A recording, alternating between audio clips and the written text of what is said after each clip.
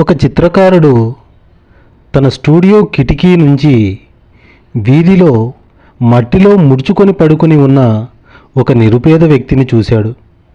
Sketch book తీసుకొని ఆ పేదవాడి బొమ్మను గీయడం మొదలుపెట్టాడు.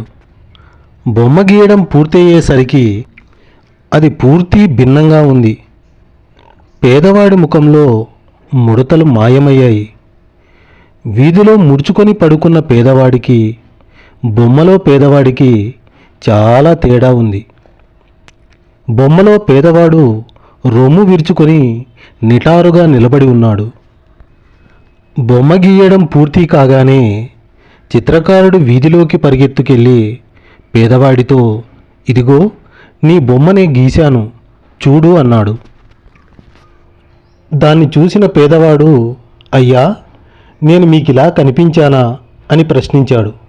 అందుకు చిత్రకారుడు, అవును, అచ్చం ఇలాగే ఉన్నావు, ఈ బొమ్మ నీదే, నీకే అని దాన్ని పేదవాడి చేతిలో పెట్టాడు.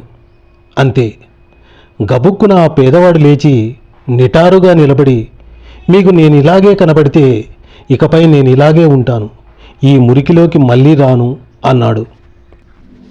మనమంతా మనం ఎంచుకున్న అవకాశాల ప్రతిబింబాలమే.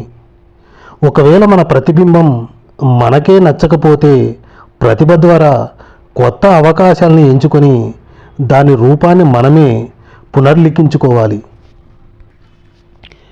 మనల్ని మనం బాధితులుగానే గుర్తించినంతకాలం మనలో మారే శక్తి పూర్తిగా లుప్తమైపోతుంది. రొచ్చులో పడి పొర్లాడుతున్నంతకాలం ఆ రంగులాల బురదలో కూడా నువ్వు కూరుకుపోతావు అన్నమాట తెలిసిందే కదా.